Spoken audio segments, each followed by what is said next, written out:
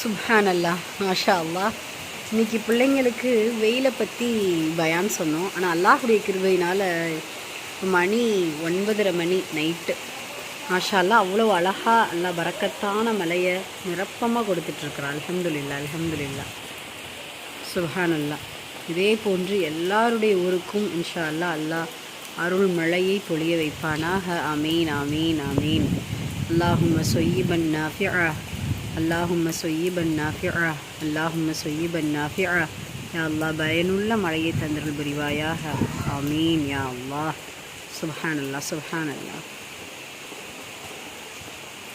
இன்ஷா அல்லாஹ்.